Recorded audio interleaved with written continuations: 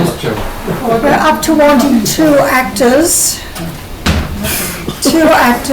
Christine's into acting. Somebody volunteered her. I've been volunteered.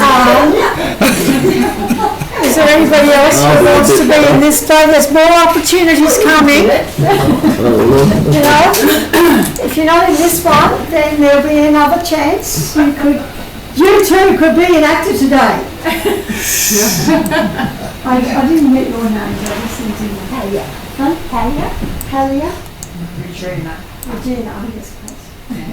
Halia and Regina. Okay, I think I've got everybody's name now. So, if you don't volunteer, then I will volunteer someone. I'll volunteer. It's serious trouble. Okay, so this time, for this first play, Christine is going to be Jane, who's just been told by the doctor that her 12-year-old daughter has a terminal illness. Pat is going to be the pastoral care type person listening to her, but she's not going to be herself. You have to decide whether you're going to do a good job of it or a terrible job of it. So, don't tell any of us. You decide how you're going to do it. So you can pretend to be someone else. So that if we criticise you, that you're going to be the one criticised, not you. So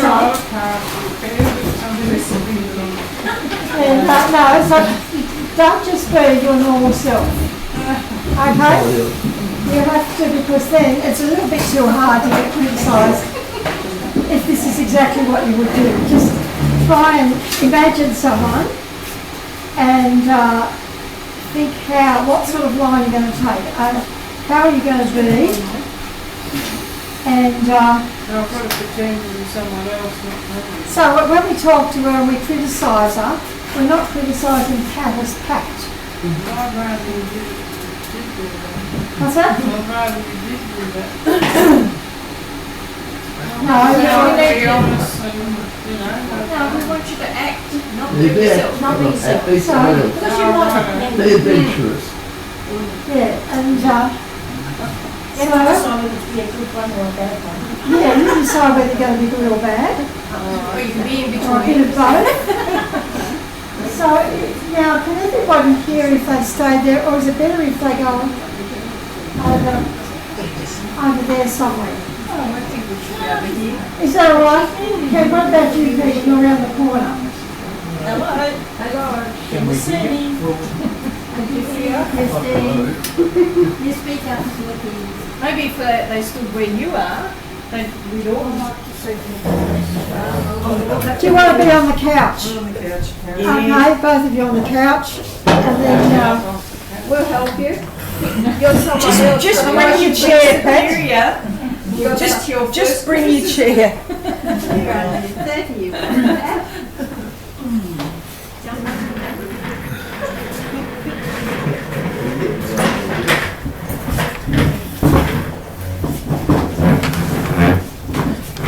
On the sofa, they're on the bed. okay, so they just met. I mean, that they do know each other. These two people. I don't know what your name is Jane, and your name can be Pam. Will that work? You're Pam. So Pam. You're Pam, and you're Jane.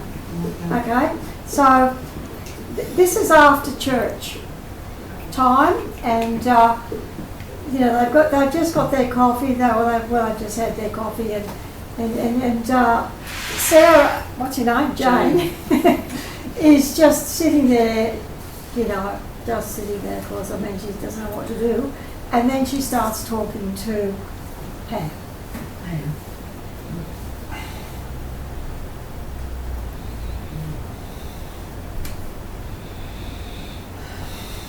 Come on, without the witness side. It's happy.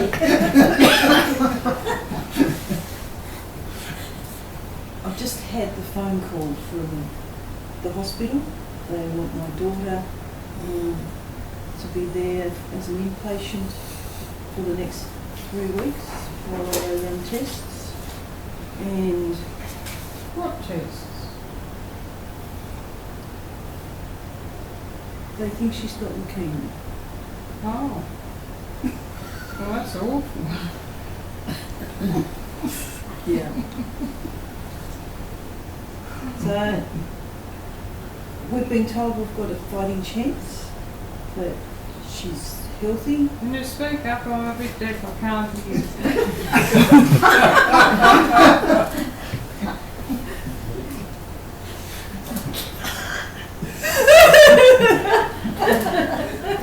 What are you crying for? I'm just asking you to speak up a bit so I can hear what you're saying, and I'll try and offer some good advice. I don't think I want any advice. I've had enough advice from the hospital. Oh, well, we might want any more from that, probably do. Sounds like we're in agreement. Well, that's good. That's a good starting point.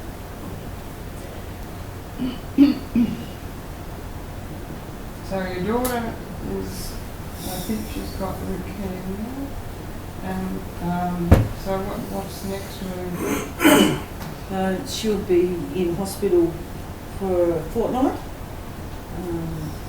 Tests, she'll have biopsies, blood transfusion, then they'll start chemo. When she comes home, the house has to be sterile. We have to make sure that nobody comes in or out that could give her any infections. All the practice we did with COVID-19 would be handy there, wouldn't That's a good way of looking at it. Okay, we'll cut it there. Thank you very much. Don't go away, because we're now going to make some comments about how Pam, remember Pam is not the same as Pat, about how Pam dealt with this and how we think, what's her name, Jane, Yeah, Jane. would have felt about this whole interaction, and then we can probably ask them what they thought too. Okay, what did we think about how Pam was responding? She wasn't exuding compassion. She wasn't exuding compassion Or empathy. or empathy. Oh, I love that opening line of Pam's. Well, out with it then. when you said, well, yeah, out with it then. Has Pam had children of her own? Does she understand what it might be feeling like to have your child diagnosed in that way? Yeah, so that's what you're saying fits with that there's no evidence shown. Whether she's had children of her own or whether she hasn't, she's not showing evidence that she understands anything of the emotions and the turmoil and the questions and the confusion and everything that goes with suddenly having your whole house and life and everything turned upside down and all the big question marks about life and death. It didn't really show, even if it's deep down inside of her. Pam wasn't exuding anything like that very much. Any other comments about poor Pam? That caused communication breakdown. Yeah, can you say a bit more? Just when they both got to a point where there was a difference and they just stopped and couldn't communicate or anything like that. I've forgotten what the convention was. Speak up, I can't hear you. Someone be turned off. Another point that Pam nearly interrupted when Christine was wanting to just talk. Pam interrupted and sort of asked a question, whereas if it was me, I'd probably just let her talk a bit more. Pam silenced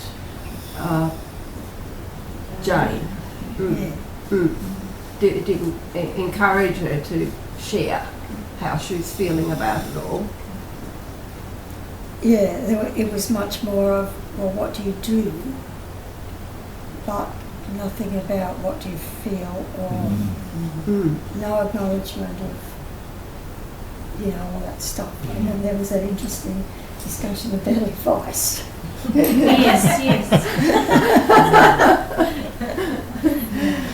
and Pam sitting higher.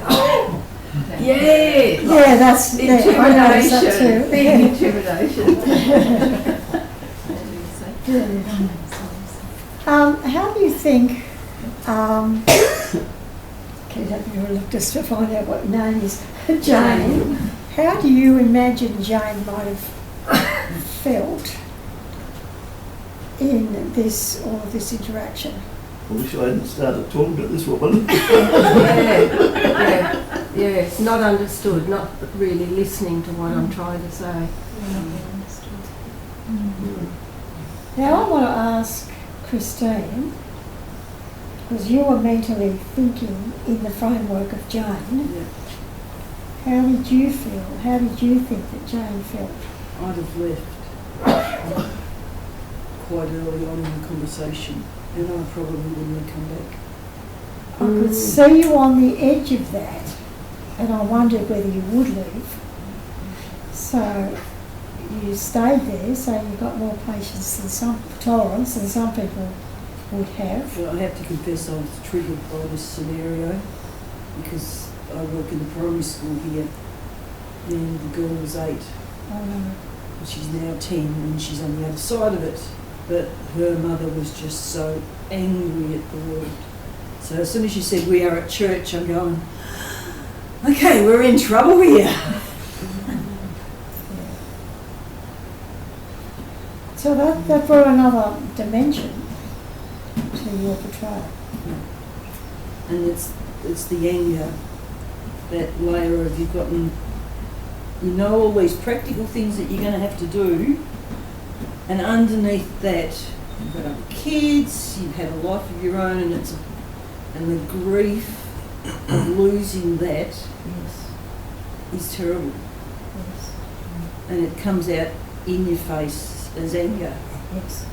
And then now let's say the way you'd chosen to play it had been to express that anger. How might you have expressed it? I'd have been out the door. It could have been that you went out the door, and another person, how might another person express it? Shut down. She could be shut down, yes. Or verbalise. Or verbalise the anger. Or you could shoot something back at Pam, who thinks she's probably doing a lovely job.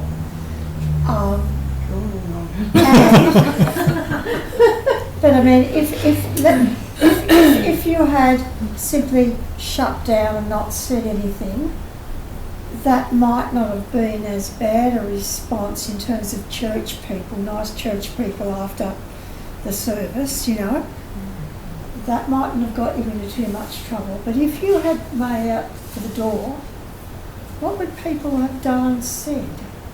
Oh dear, terrible. See how she rejected us. Or Yes. if we didn't hear the conversation, we might be saying, gosh, well, what did Pam say that made her flee? Or worse still, I probably thought, what on earth's wrong with Christine? She's putting on a turn and running out there. Yeah. So that's what people Yes. do. They don't check the other side of the story before making a judgment. And it earns you a And it phone was actually call. my fault, really. Not my fault, I mean Pam's Pam's fault. fault, because I did such a bad job with counselling you. And that's all got to be taken into consideration, Yeah. but we don't bother to check the other side But of the it's story. very, very easy for church people to make a judgment against this person here, Jane, when she acts out like say, or she might suddenly say something nasty or say, you know, I can't stand this, or stop it, or something worse. And some passers-by has heard that, have no idea of the context. Oh, they think, goodness me. Yeah, you get a phone call from the I elders. thought that she was a good Christian Have you person, done that? and Christian people Been are supposed there, to be nice. I've had these subjects as well. And she's in trouble. And teachers in the school are the worst in the world quite often because, you know, like Joe Blogs will come to the teacher and say, oh, so-and-so hit you, Miss White, and immediately you judge the person who supposedly hit them. And so few teachers will go and find out from the other person what actually happened before they decide what to do about it. It's just so common. And then that really taught me that when I was teaching. Well, I discovered something very important about that. I discovered that I trust you. I trust you enough to put aside my natural reaction and spend time on connecting. And that's what I got from this, because I understood exactly what we were trying to do, and I knew it wasn't going to be easy. And I discovered today that I trust Pat. Trust Pat or trust Pam. Pam? No, I trust Pat. Oh. Didn't trust Pam, didn't like Pam. But Pam was just acting. Don't ever take me at face value because I'm not what I'm like at face. Oh, well, very complicated, man. But I mean, thank you so much. You have done a fantastic job, haven't they? Yeah. Okay. Oscar next. Okay, well, we'll come back to here. See where I'm.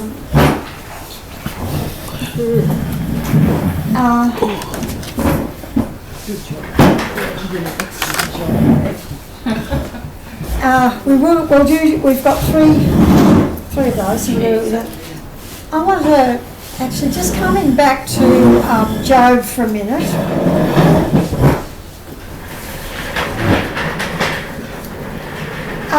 While we were having lunch, Rob made a very good point, if I can just pass it on.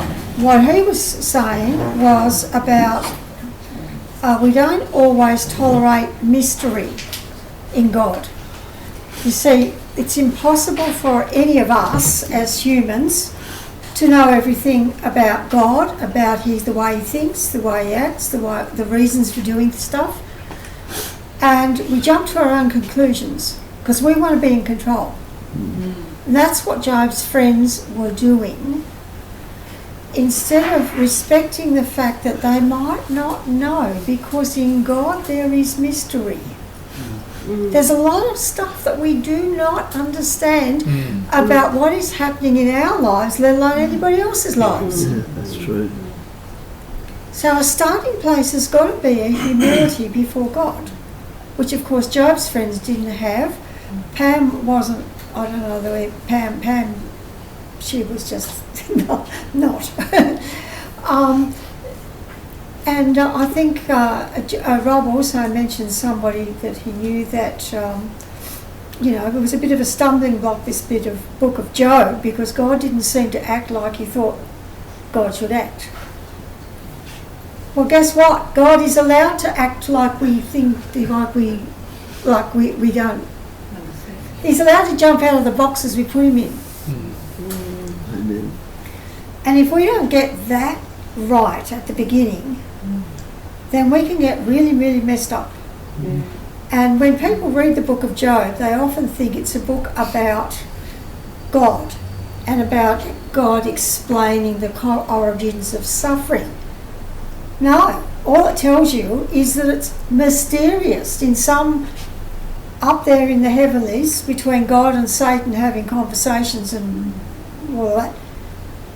We don't know what the time limit was that they, God would have set a time limit, he wouldn't have let it go on forever. There's a lot of stuff.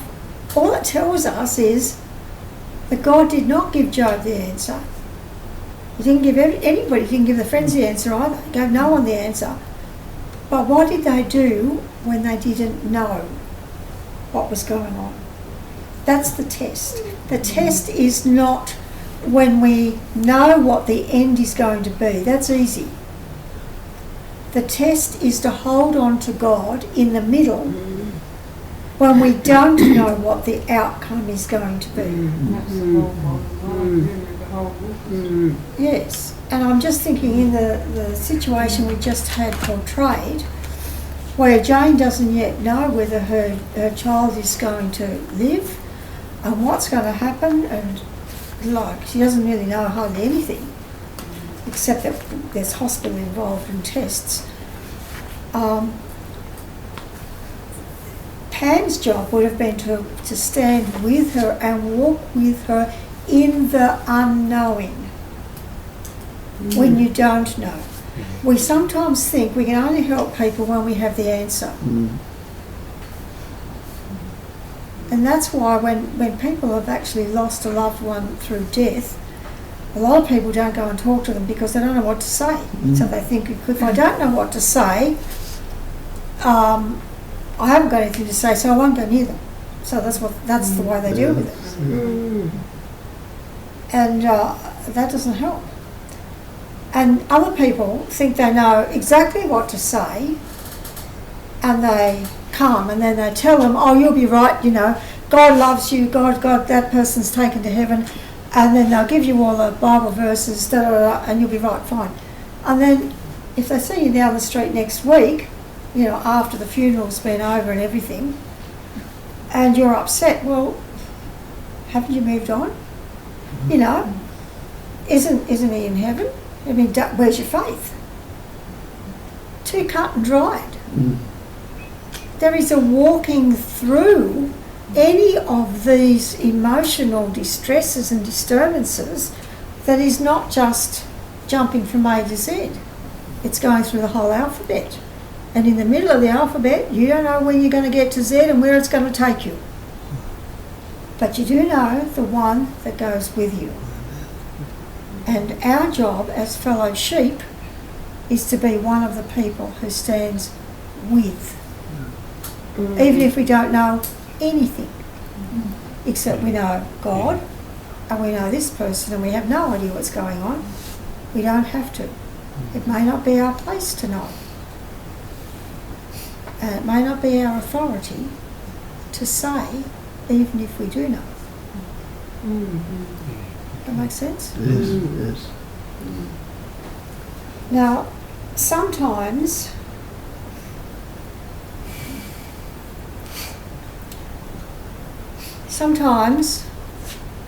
there has been some stupidity involved, and we're going to do another play. So, who is going to play the part of Sam? So I'm looking at, there's 1, 2, 3, 4 males in this room. Matt, would you be Sam? Great.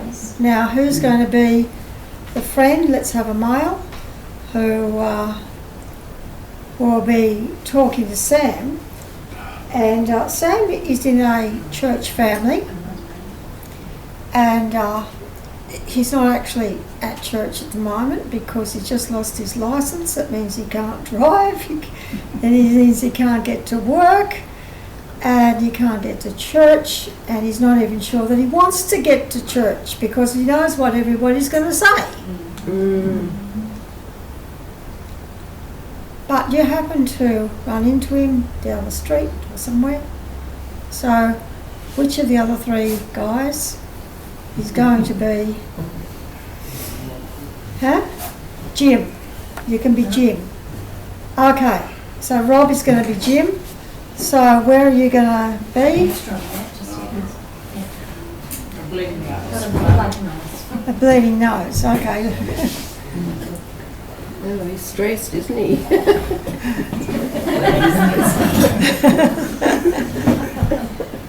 She said his car accident.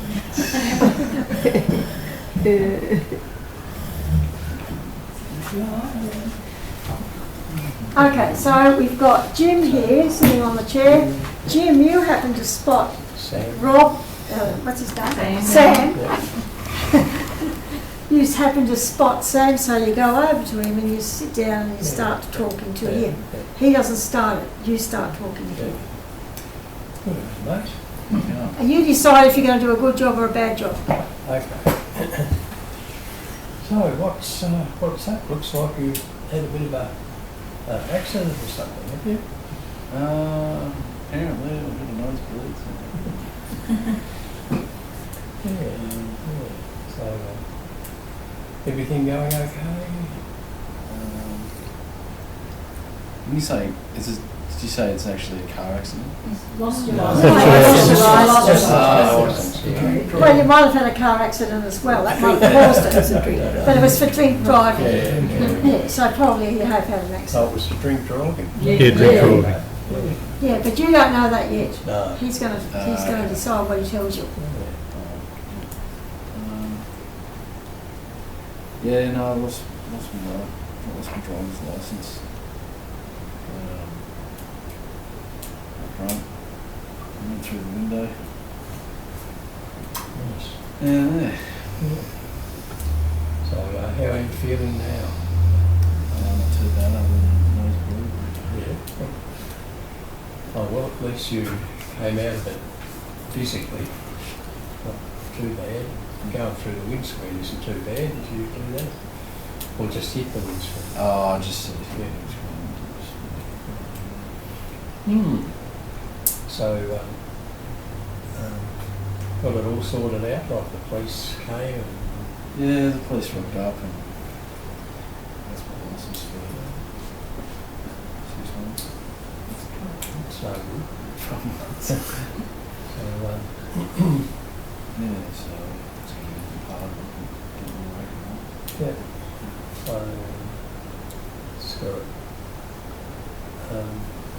So it's not the end of the world. I mean, lots of people have had hiccups and lost their licences and bounced back afterwards. It sounds like you've got to just go through a period of adjusting and making do as best you can. How long have you lost your licence for? Do you know? It's got to be a court case, doesn't it? 12 months. 12 months. So, yeah. Do you think we can help you in any way? Give me a lift.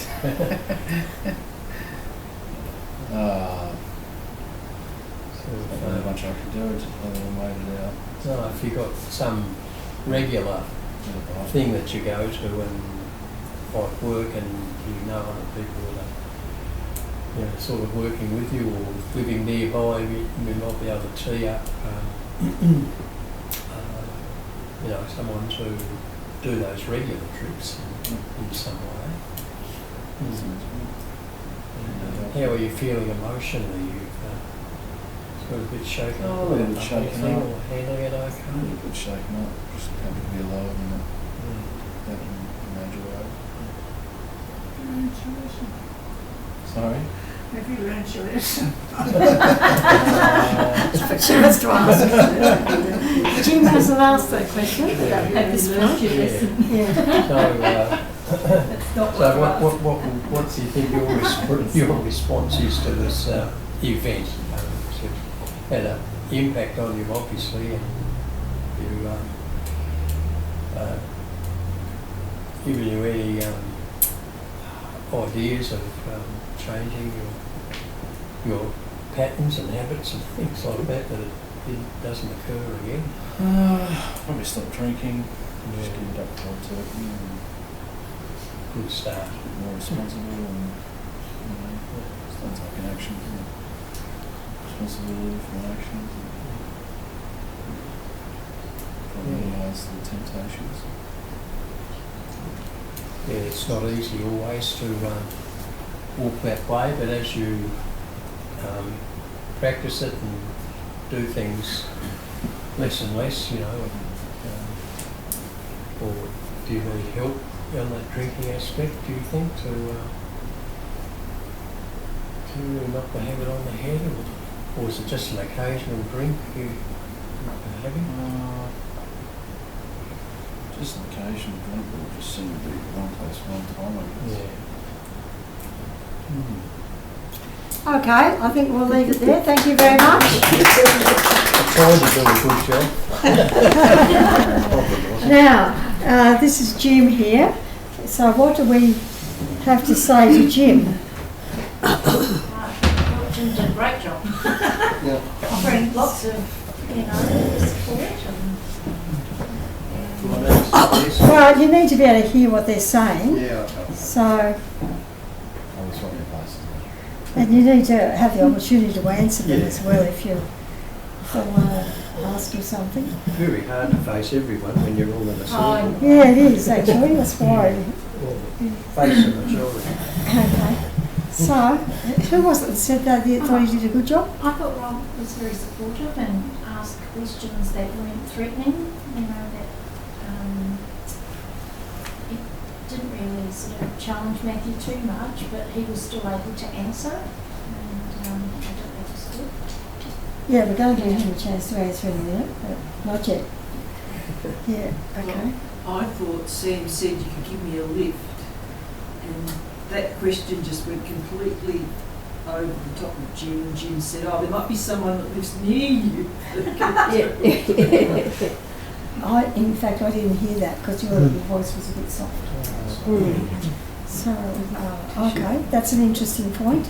So maybe he didn't hear it either. Yeah, no, I wasn't quite sure that I did or understood. Yeah. It was a general lift, but I was trying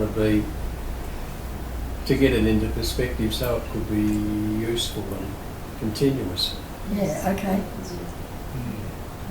And I thought there was no judgment there at all. I think that would have been good for, what's his name? Sam, because he might have been expecting that some people would be judging him. And I think Sam might have been expecting that the first thing that would come out of his mouth might be judgment. Yeah. What'd you do that for? Well, with some people, depending on your relationship, you can get away with that, and it can come over as a friendly kind of thing. Especially, it depends on the nature of your relationship, how you talk to each other. So sometimes, that's where you've got to judge. That's why just the words on their own are not going to tell you everything. Yeah.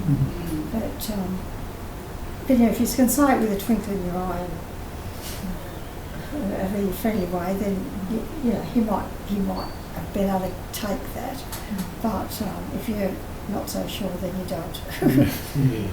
Yeah. I thought it was a church thing, maybe Jim might have offered to say, if you're feeling a bit funny about going to church, come with me and we'll walk in together sort of thing. That's another thing that could have been that could have been added. Yeah, thank you for that. Yeah. Now I want to ask Matthew, who is Sam, what do you think Sam would have felt like with that sort of an approach? Oh, you mean like in a negative sense? Or? No, in any sense. Yeah, no. So, Yeah, if you'd been Sam, you would have felt very comfortable with that. Okay, that's good. Right, is there any other comments that you want to make about that little flight? Have you retracted yours, Halia? Oh, not Halia, Regina. I've learned your lesson more. That was. See now, there again, it will depend on the relationship. Yes. Yeah. Very, very much. You can say that also with a twinkling eye. If it's somebody you know really, really well and you're used to kind of joking around, then you can get away with saying something like that. I'm no good at telling jokes. I just I just know it's not in my gift mix. Yeah. I'm just not good at it. But some people can say all manner of things that if you read it on paper, you think, dreadful. But because of their gift of humour, they can get away with it, and it doesn't come across as being condemning or threatening. So unfortunately I don't have that, so I've got to be pretty careful. It'd probably come across as being too straight. So what do you think? What would you think if you were Sam? Matt, what would you think about him saying something, considering this is the first time he's seen you since you've had the accident, asking you about your drinking habits? Would you feel okay with that? Or? Yeah. I think if you have an accident like that and you can't accept criticism or something, I probably came in a bit soon with that statement. Might have been better to Waited build up the rapport and then Yeah. sort of... That's what I wanted. Yeah. Yeah. So at some stage, that is a question that Sam has to confront. But whether it's the question that is confronted in the very first conversation or not, again, you've got to go by how he's feeling, how he's talking, and the body language and the relationship that you have with him. But thank you very much, both of you. Good, thank you. We'll get back to doing something else now. We've got another one coming. Right. Sorry, what's that?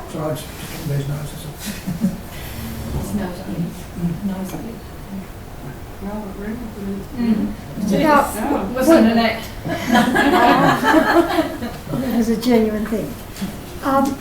We've talked about just the normal listening to a person, and we've also talked about emotions.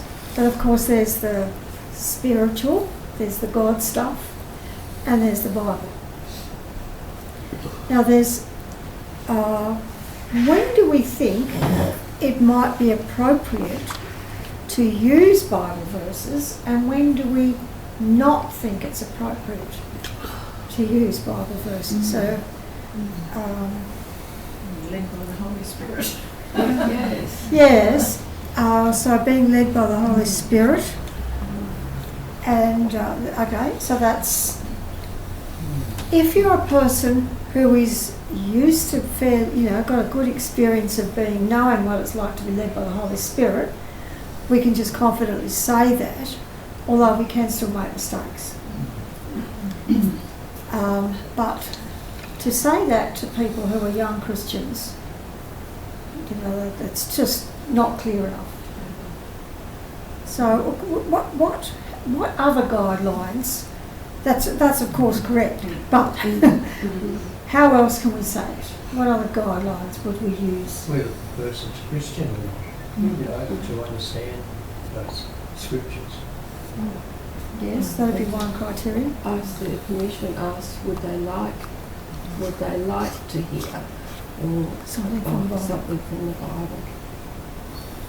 Again, depending on whether you know them or you don't know them, and whether they know Jesus or they don't. Yeah. It's all a dependive. Yeah. You can always say, the good book says, because people understand what the good book is. Yes. Yeah. Well, most people, because we talk to a Muslim, they think it's the Quran, but for most people, the good book means, and you can say, well, in the good book it says this or that. Yeah. Older people would tend to understand good book. I put myself in that category. Younger people, No, not so much. no. Or when they specifically say that no, that they don't want a Bible verse, they Yes, specifically say that. then Then you don't. You don't. Yeah. But otherwise, being led by the Holy Spirit, I honestly believe that if you Yeah. speak the truth, that sometimes they don't want to hear it, but it needs to be said. But once again, said in sensitivity to how, what you're dealing with and who you're dealing with. So I And think the it's a context fairly of the- flexible kind of context of the conversation. I mean, I think the idea used to be more than it is now that, you know, any kind of pastoral care type conversation means you must bring the Bible out and you've got to share at least a verse, you know, a passage. Pardon? But not necessarily. Not necessarily. Not necessarily. No, it's Because you still can speak truth without speaking scripture. yeah. You know, word for word. You can also speak Try a living scripture. example. Sorry. You can also speak scripture without it being obvious Oh, that that's what right. you're doing. That was trying to say too. Yeah. And you never know that the person might absolutely reject the Bible. That's right. I think As they've been saying, you can still speak truth, but Yes. not in biblical language. Yes. Or church language. There's, you know, because we have a language that we can speak freely among ourselves here, but out the front door, it's a different language when we're speaking to ourselves. Yeah, Deb and so- I were talking to a lady who we believed didn't know the Lord, and we prayed before him, and I was trying to look up the verse that we had, that the Lord gave us scripture which more or less said, do it by testimony. Yes. And I remember that verse. And when we got talking with this lady, I just gave testimony, Yes. you know, what the Lord had done in my life, how I came to the Lord and that sort of thing. And that was probably the better way to go too. because I think with a lot of people relate to non-Christians, testimony, if you keep it simple and you don't just go on and on and on and on, We don't preach it. no, Sometimes. but often you can just say, you know, because people are interested in life stories.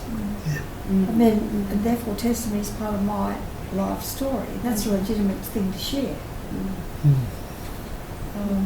So that's you know, it's something that's another tool we've got. So we just put down a couple of things there. If you use a Bible verse, what would you use it for? Would you use it, like for example, there are verses in Proverbs that say, do not be drunk with wine. Well, he might have got drunk on beer, but you know, I mean, I could have got the Bible out, or you could have got the Bible out and read it and said, look, Proverbs, this chapter, this verse says this. Do you realise that? Well, I don't know that Sam would have been all that happy with that right at that moment when he's recovering from an accident. But I think we can use the Bible when we do use it to give hope, to give encouragement, to speak of God, to help to clarify something that the person thinks might be going on. And then you can think, oh yeah, that relates to this story or to this verse. Does this fit? Do you think this fits with your situation? And sometimes it can help to put it into perspective. But it's not to be used to dong people over the head with to condemn them. That's a misuse of it. But of course, the Bible's my favourite book and every part of it. So, you know, it is the book that gives the most hope. But we do have to be careful, that's all. What temptations do we need to resist?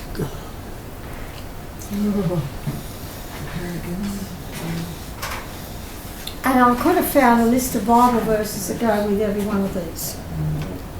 But I didn't. So the arrogance, we've seen that in Job's friends. We've talked about it a bit. Saving. You know, there's a desire within us to fix people and to fix situations and to rescue people from out of this mess. Because we don't like mess, we don't like people living in chaos, we don't like them struggling and going through all kinds of pain that we think, goodness me, you don't need to be living like this. Now, that is good so long as it's not, what's the word? It's got to be moderated. It cannot, because we're not God. We are not the saviour of the world. Just in case anybody thought they were. But you know, you can accidentally start to feel like, you know, you're the hero. You're the saviour. You've got to, you know, just because your child or your aunt or your brother or somebody or other is in chaos doesn't mean that you are the appointed fixer. Or you are the appointed saviour or deliverer. Jesus is that in the biggest sense. And I'm only the sheep alongside. We can tap on the shoulder and say, hey, I think it'd be good now to pick up the phone and ring them, or send an email, or you know, go and visit them, or something. I mean, God can get us to do a little tiny job in the middle of a big job. And we have to be content to just do the tiny job that we are told to do, instructed to do, because actually God knows how to fix the whole thing, and I don't. I don't have the capacity, I don't even have the emotional capacity, or the physical time, or the everything. I just don't have all that stuff. But if He gives me a little job, then I might be able to do that little job, and that might be the key for opening the door that means somebody else can come in and then do their little job. And then together, God puts it together to make it help the person. And it becomes unhealthy if everything is too dependent on the one person in most situations. Now, it's a bit different if you're the parent of a child at home who is in high need. You have to be the primary caregiver, or, you know, a family member. And I don't think I told this story before. I'm not going to tell the whole story because I don't have time. I don't think. What time are we finishing? Is it 3:30 or 3 or 3? But take this one, Shirley. Okay, no. I just very quickly. We had a young woman who had been my piano student years before, but she came to Tasmania to live with us, and she ended up being with us for 6.5 years. The reason she came is that she had, at the age of 17, her first nervous breakdown, and was in hospital and shock treatment and all that. Then she got sent back to her parents in New South Wales, where we used to live, and then subsequently she had a much worse breakdown and was hospitalised, diagnosed paranoid schizophrenia, and the doctors said she would never get out of the psych hospital. And by this stage she was 19. And when, after it happened the first time, when we were praying for her, God spoke to both Stuart and to me to say, at the same time, to say that she should come and live with us. Now, we're not psychiatrists. So with great fear and trepidation, we rang up her parents and made the offer, and of course they, as we thought, I mean, he's a lawyer and she's a nurse, and as we expected, they thought that was a ridiculous thing to do. But anyway, after the second round, and then they tried having her at home, the hospital tried having her, and she just was getting worse and worse and worse, and strongly medicated. And that still wasn't holding her. And so then they rang up 2 years later and said, does that offer still stand? So we said yes. We'd been praying for her in the meantime, and God had been teaching us a lot of things in those 2 years. She came to us and stayed with us 6.5 years.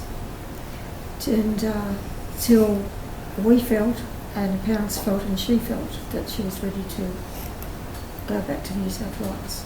So it's a very, very long journey, as you can imagine, and I mean, you know, when you've got somebody in that condition. So then I was primary caregiver, but I also, there were a few other people involved in different roles as well, so it wasn't just me.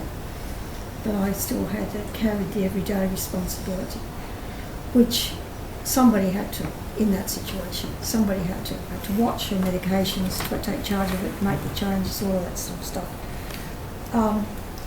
You know, God did a miracle in the middle that transitioned her from being no hope to being totally irrational and unable to be reached, to then becoming rational and ready to talk. We did a lot of counselling and that sort of stuff. So that's, I think I shouldn't, I don't think I've got time to say any more than that, unfortunately. So that was about working with her was a mixture of God's miracle, which we couldn't have done without, and our day by day, step by step, ordinary stuff like teaching her how to sweep the floor. And then when she flipped the broom in the air, you say, "Look, Kathy, I've swept the floor." And you think, well, the dirt is still on the floor. The broom has to be applied to the floor and move the dirt along. And you do that with every single job. In the end, she liked sweeping the floor because she knew she could do it properly. But you know, it's a mixture of God stuff and ordinary stuff. Mm-hmm. And I think pastoral care is like that as well, because it's a mixture of the human, because we're just a human sheep next to the other one, you know, and whether it is the kind of physical, practical help of food or transport or, you know, digging in the garden or whatever it is.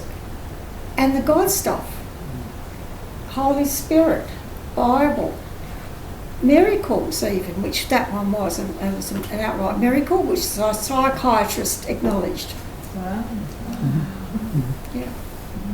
Well, I'll just tell you what happened in the miracle. I have to get this much. She had been, I call her Mary when I'm talking about it, it's not a real name. So she had been waking up the children all through the night, as people who are disturbed can do, because they don't always find sleeping very easy, and she was fighting the devil during the night and all that stuff. So we said, "Mary, if you wake up the children during the night, you're not allowed to have breakfast the next morning." So that means that, you know, sometimes she didn't get breakfast, because we thought we can't have her just stopping our kids from sleeping. And this morning, on the Sunday we went to a church, another church we normally went to, and they had a prayer ministry time afterwards, and she actually went forward for prayer. And I thought, oh, she's telling us that she's fine, we know she's not, but somewhere deep down she must know something's not right. So I was happy about that. The man who prayed didn't have a clue what was wrong, so he just simply said, "God, please meet her at a point of need," something like that, very simple. She was worse that day when we got home. That was Sunday. Sunday afternoon was terrible, Monday was terrible. Tuesday morning, she couldn't have breakfast. So when Stuart went to school, because he was teaching at Calvin, Pat would have been teaching there at the same time probably, and some of our kids went to school and the others were not in school yet, and she was sitting across the table from me. I was having my coffee. She didn't have her coffee because she wasn't allowed to have breakfast. And then I looked at her and I saw the mad look in her eyes, and she really did look wild. You know, that kind of, I haven't seen it on many people. I've only seen it on one criminal woman in prison. No, two people I've seen it on apart from her. And it went and it moved across her face like this and left her. And instantly she said, "Kathy, I need your help." That was a rational statement. Now, I don't know how else you say that except that what I've just said to you then, because I don't know what other words you use. instantly she became rational, and we went to see the psychiatrist the next day, and we were supposed to see the psychiatrist just about every day at this stage because it was a big crisis. The psychiatrist wanted her to be in, one of the lock-up places here. And we said, but the psychiatrist said, well, she's got better with you before, so we'll, leave her with you. And so long as you come in and see me every day. So I sent Mary in first to the psychiatrist. Mary, and the psychiatrist assessed her, and she said, tell me what's happened. She said, it is not possible for us psychiatrists to get a person out from that state to what's happened here. Not possible. So I told her just the same way I've told you now. I said, I know this sounds really stupid and I don't really know how to say it in any other way, but this is what happened. I didn't use the word God, but she did. She said, this has to be God. There is no way a person can come out of that state. So this lady Mary is now married. She's and we saw her, was it 2018, and lives in New South Wales with her husband. She's still on maintenance medication, but she's never gone back to a psychiatric hospital. But that's a mixture of God, and it's a mixture of slog. Every day slog, a lot of difficulties, a lot of struggles, and sometimes you see steps forward and sometimes you see steps backwards, and then you see a few more this way, but gradually the direction ends up being up. Now, have we got, are you up for one more role play? I'm just going to take the jacket off. And can we have 2 more actors, please? We have a lady who's playing the part of Mary, who's 92 and just been moved into a nursing home when she doesn't want to go there, and her family have put her there. Does anyone want to play? You want to play the role of Mary? Okay. So you can come here, and then we're going to have somebody visiting Mary who's going around the nursing home. Who's going to be the visitor for Mary? Can be man or woman? Oh, You will. if no one else will. Yeah, okay, you will. You're it. And so you're the visitor. You've just come in to see Mary. Mary's just sitting there, not happy at all because she's in this terrible place. She's got a white smile on her face, if that's possible. And you've just come in and you're going to introduce yourself, and your name is Sarah. So Sarah has come to visit Mary, and you've never met her before. Right. So you're in the nursing home. Introduce yourself. Okay. And you decide if I'll you're be going to be a good or a bad visitor. Right.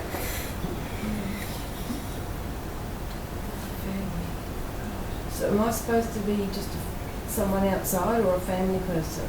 No, you're not a family person. I'm not. You're an outsider. what you're doing is you're there on behalf of the church. Oh, right. You're there to visit people in the nursing home, and for some reason or other you've been given this lady's name, Mary, to go and visit. And you don't know her at all. Right. Okay. Oh. Hello, Mary. Hello. I'm Wendy, and just thought I'd love to come and visit you and see how you are, and try and sort of help you some way to be happy where you are. I can see you really not wanting to engage in conversation, so I'm really not sure where to start or what to say, except that I care for you. No one cares for me. They just plonk me in here and I don't want to be here. I just want to go home again. Oh, I'm sad to hear that. So why do you to be here? Well, I haven't got the things around me that I used to have, and no one comes to see me. Family don't care. They just plop me in here and go. And the meals are terrible. So do you know why the family just plopped you in here? Oh yes, they don't want to look after me. Oh, that's sad. Did you get on well with your family? Did you think We you had could? our arguments. Mm-hmm. Oh. So, were you able to cope at home before they put you in here? Well, sort of. I wasn't very good at cooking. Mm-hmm. I wasn't very good at looking after the garden or cleaning the house. Yeah. So,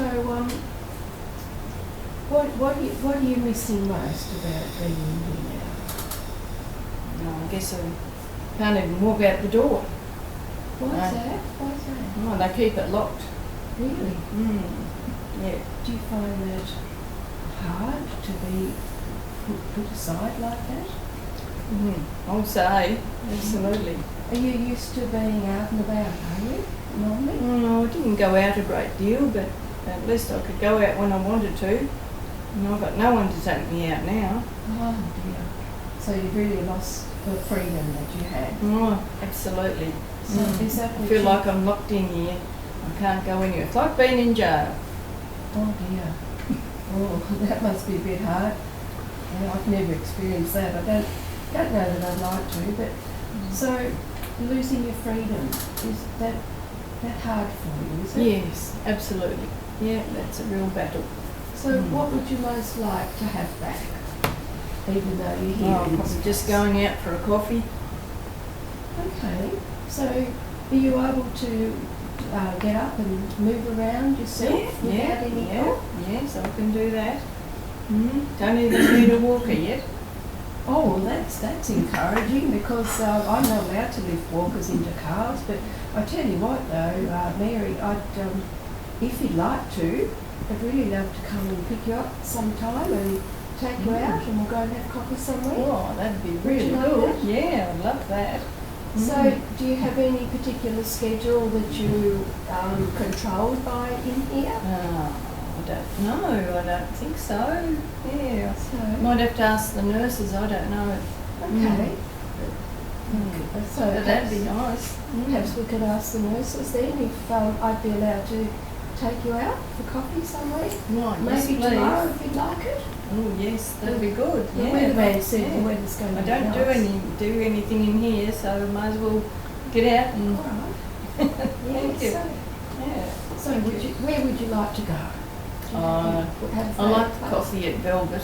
I used to like the coffee at Velvet. place? Oh, and you don't like it now? What happened? Well, I haven't been there back there since I got in here. Of course, yes, sorry, I was overlooking that, yes. Oh, so, okay, so how about we go and ask the nurses if I'm allowed to take you out tomorrow Oh, for coffee? great. Okay, let's go. All right. What time do they normally have morning tea here? 10 o'clock on the knocker. Okay, well, go and ask if we can do that for you. Oh, great. Oh, thank you very much. Okay, so how did Wendy, being whoever she was, Sarah, how did you think she did in this visit? The body language was beautiful because she was leaning right in, wanting to. That's an interesting observation, yeah. And she was asking lots of open questions, Yeah. seeing what the issues were, what was concerning. What was she probably doing? I've forgotten what mine are. Mary. Yeah, to see what Mary's concerns were. Yeah.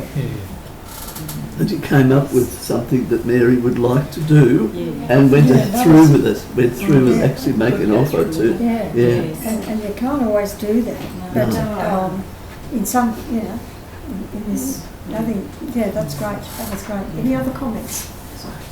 about how Sarah was doing with this. Yeah. I want to ask you, Bev, as Mary, Yes. how did you feel that Mary would have responded to Sarah's approach? There was a time at the beginning where Sarah was doing a little bit more talking, and I thought she could have asked her more questions just at the very beginning. But other than that, I thought it was brilliant. It was good. Really good. And also, I felt that Bev was very bumpy in the beginning, but as time went on, she got a little quieter. Yes, That's yes. definitely true. And one of the things that Sarah didn't engage in, which was wise, was, oh, your family must be really bad for putting you in the nursing home. Because actually you don't really know all the dynamics and all the reasons Making judgment. for why. You know, because Mary admitted that she's not doing much cooking, which suggests she's not eating properly. You don't really know. Cleaning too. Yeah, cleaning. Can be, You don't really know if she's been living in a pigsty. You That's don't right. know why the family have felt that this was a necessary move. that's right. And it could be for her own safety, which of course she doesn't recognise that at the moment. The other thing that occurred to me was, the other thing just quickly occurred to me was, in offering to take her for coffee straight up, perhaps it might have been wiser to say, look, I'll check with the nurse to make sure, because she may be a person who would run away when, and then if the thing fell through, then she would be more angry. Yes.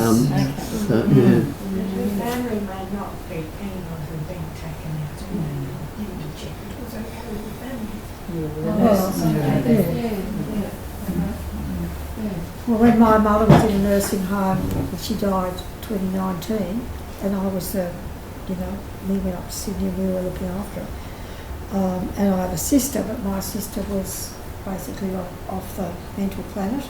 And so I had to say no one is allowed to take mum out because there were reasons and dangers, and mum would have, all kinds of things could have happened. So I did actually, sadly, have to put that into place. So that means that we had to go there every day. And we did try to take her pretty frequently. But other people could still visit her. Well, it's very hard to deal with people that are angry. And the worst thing we can do is actually feel that anger. And what Wendy was trying to do was bring hope in where there was anger. And it is a very slow process of shifting that person from the anger to being able to talk, and then giving them some sort of hope to try and get her out of that anger. But it is hard. All you feel like doing is just turning around and walking out. But if you're patient enough, the anger does subside, and then you're able to start to talk in. But anger is one of the hardest things that, when you minister to anybody, to actually have to sit there, because sometimes it can go on for half an hour, an hour. You've got to just gradually try and dissipate it before you can actually start to split something in. That's a very good point. And the church doesn't handle anger very well at all. Something you can do, which I found helpful in going to people's doors now, if somebody's going to open it and be angry, was to find something at the door, a little plant or something, and just say, I've just been standing here admiring that lovely little plant you've got there. And Sarah could have said to Mary, I really like that blouse you've got on, and sometimes that can dissipate the anger. And finding something positive to say. Yes. Didn't let me go far enough.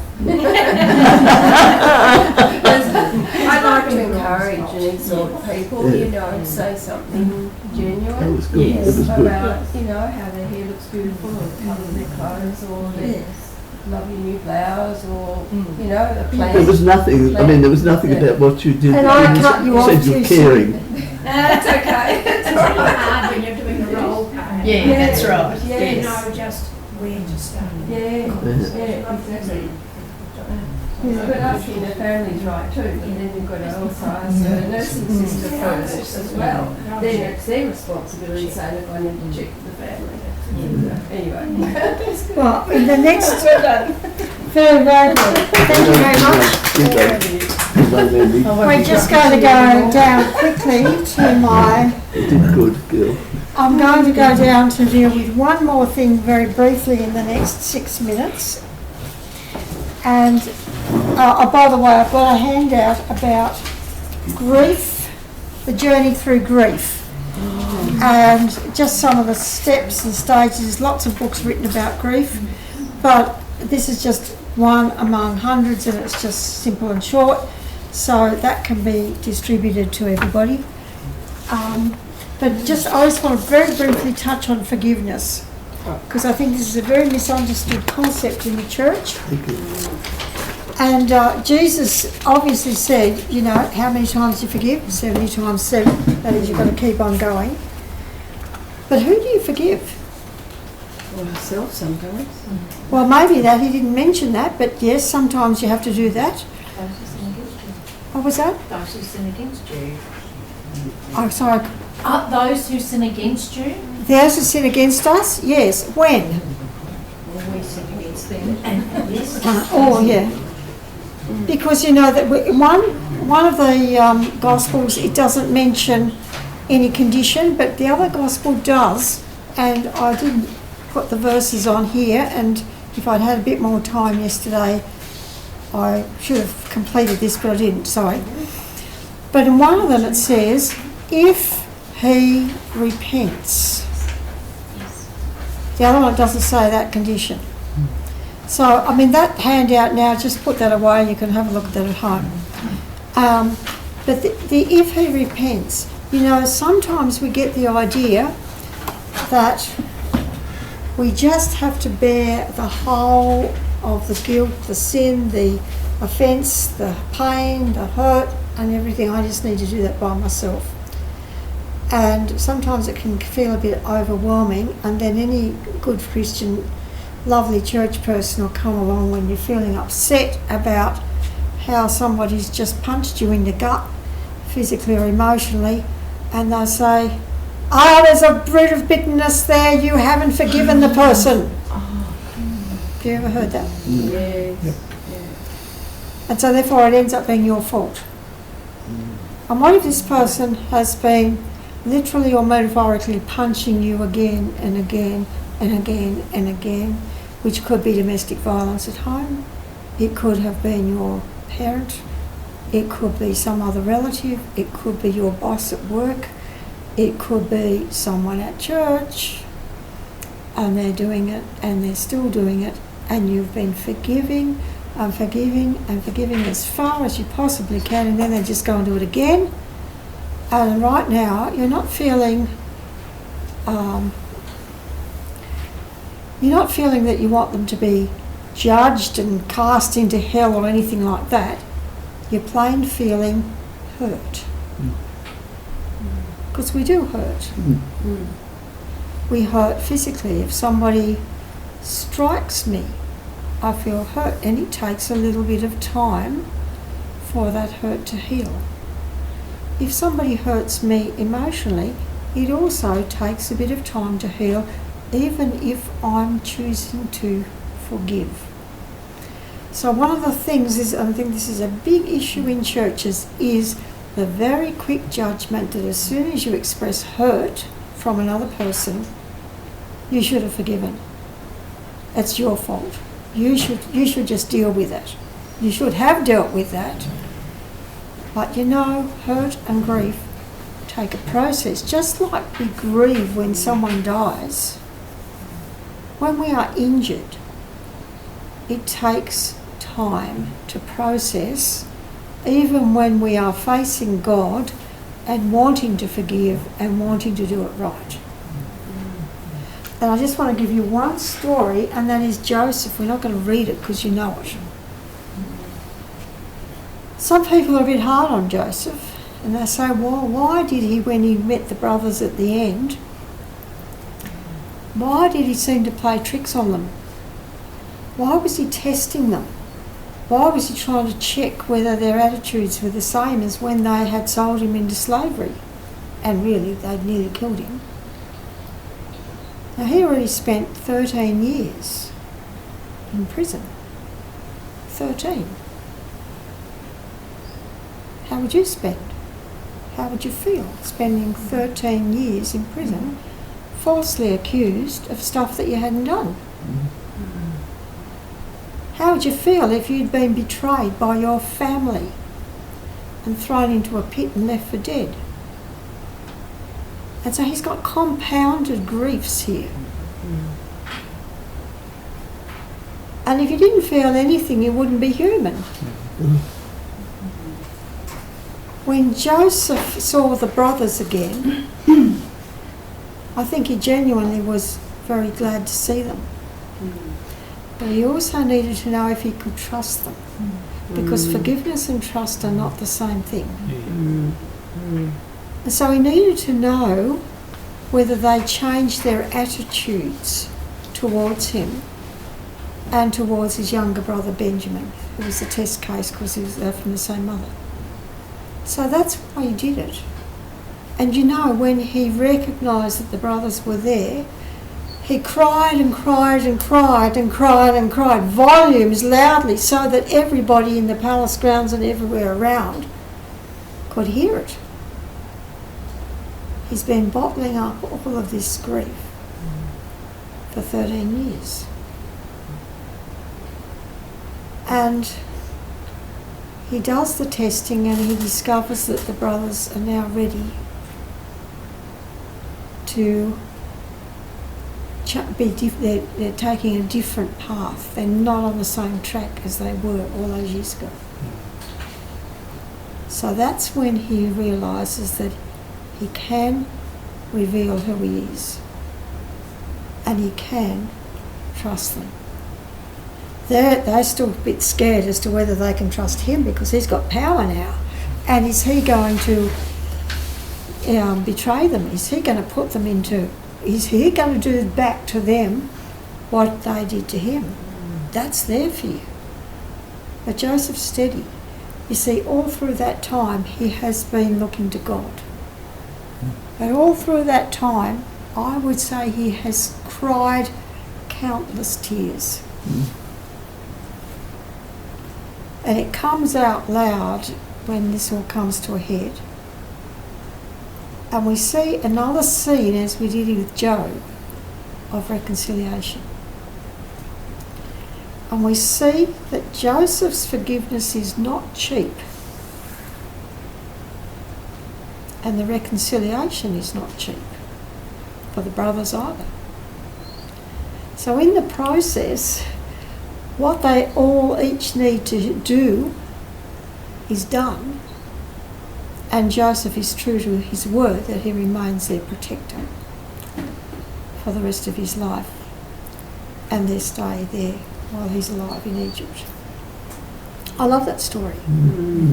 I love it because to me it's realistic. It's much more realistic than the often Christian expectation that somebody commits this terrible injury to you and 2 seconds later you've forgiven them and then that's the end of it. You have no emotions.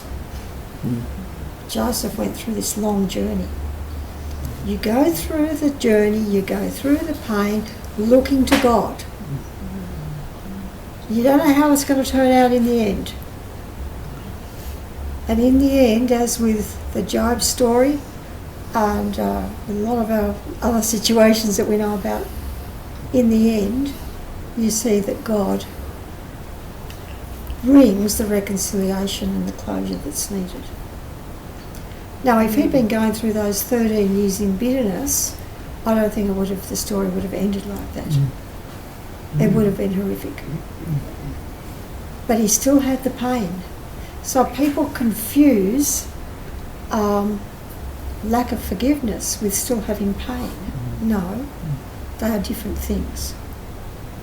We choose with our will to forgive, and we look to God to bring the healing for our emotions, and sometimes that takes a journey.